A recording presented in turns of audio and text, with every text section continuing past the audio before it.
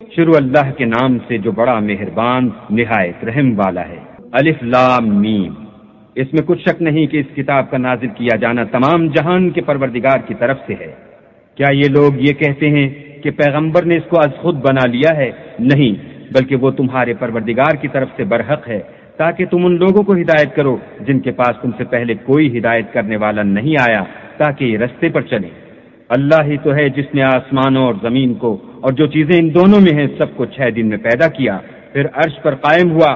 اس کے سوا تمہارا نہ کوئی دوست ہے اور نہ سفارش کرنے والا۔ کیا تم نصیحت نہیں پکڑتے؟ وہی آسمان سے زمین تک کے ہر کام کا انتظام کرتا ہے، پھر وہ ایک روز جس کی مقدار تمہارے شمار کے مطابق 1000 برس ہوگی اس کی طرف صعود اور رجوع کرے گا۔ یہی تو پوشیدہ اور ظاہر کا جاننے والا اور غالب اور رحم والا اللہ ہے، جس نے ہر چیز کو بہت اچھی طرح بنایا، یعنی اس کو پیدا کیا اور انسان کی پیدائش کو مٹی سے شروع کیا، پھر اس کی نسل خلاصے سے یعنی حقیر پانی سے پیدا کی، پھر اس کو درست کیا، پھر اس میں اپنی طرف سے روح پھونکی اور تمہارے کان اور آنکھیں اور دل بنائے، مگر تم بہت کم شکر کرتے ہو۔ اور کہنے لگے کہ جب ہم زمین میں ملیا میٹ ہو جائیں گے تو کیا از سر نو پیدا ہوں گے؟ حقیقت یہ ہے کہ یہ لوگ اپنے پروردگار کے سامنے جانے ہی کے قائل نہیں۔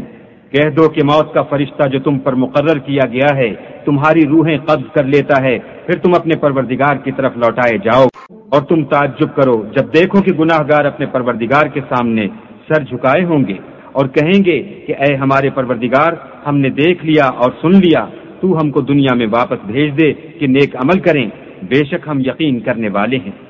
اور اگر ہم چاہتے تو ہر شخص کو ہدایت دے دیتے، لیکن میری طرف سے یہ بات قرار پا چکی ہے کہ میں دوزخ کو جنوں اور انسانوں سب سے بھر دوں گا۔ سو اب آگ کے مزے چکھو، اس لیے کہ تم نے اس دن کے آنے کو بھلا رکھا تھا۔ آج ہم بھی تمہیں بھلا دیں گے، اور جو کام تم کرتے تھے ان کی سزا میں ہمیشہ کے عذاب کے مزے چکھتے رہو۔ ہماری آیتوں پر تو وہی لوگ ایمان لاتے ہیں کہ جب ان کو ان سے نصیحت کی جاتی ہے تو سجدے میں گر پڑتے اور اپنے پروردگار کی تعریف کے ساتھ تسبیح کرتے ہیں اور غرور نہیں کرتے۔ ان کے پہلو بچھونوں سے الگ رہتے ہیں، اور وہ اپنے پروردگار کو خوف اور امید سے پکارتے، اور جو مال ہم نے ان کو دیا ہے اس میں سے خرچ کرتے ہیں۔ کوئی متنفس نہیں جانتا کہ ان کے لیے کیسی آنکھوں کی ٹھنڈک چھپا کر رکھی گئی ہے۔ یہ ان اعمال کا صلہ ہے جو وہ کرتے تھے۔ بھلا جو مومن ہو وہ اس شخص کی طرح ہو سکتا ہے جو نافرمان ہو؟ دونوں برابر نہیں ہو سکتے۔ جو لوگ ایمان لائے اور نیک عمل کرتے رہے ان کے رہنے کے لیے باغ ہیں، یہ مہمانی ان کاموں کی جزا ہے جو وہ کرتے تھے، اور جنہوں نے نافرمانی کی ان کے رہنے کے لیے دوزخ ہے، جب چاہیں گے کہ اس میں سے نکل جائیں تو اس میں لوٹا دیے جائیں گے، اور ان سے کہا جائے گا کہ جس دوزخ کے عذاب کو تم جھوٹ سمجھتے تھے اس کے مزے چکھو، اور ہم ان کو قیامت کے بڑے عذاب کے سوا عذاب دنیا کا بھی مزہ چکھائیں گے، شاید ہماری طرف لوٹ آئیں۔ اور اس شخص سے بڑھ کر ظالم کون جس کو اس کے پروردگار کی آیتوں سے نصیحت کی جائے تو وہ ان سے منہ پھیر لے؟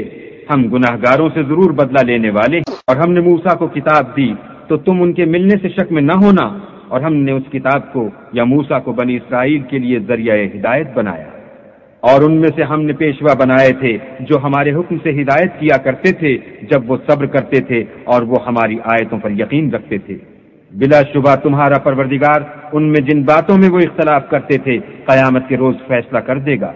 کیا ان کو اس امر سے ہدایت نہ ہوئی کہ ہم نے ان سے پہلے بہت سی امتوں کو جن کے مقامات سکونت میں یہ چلتے پھرتے ہیں ہلاک کر دیا؟ بے شک اس میں نشانیاں ہیں، تو یہ سنتے کیوں نہیں؟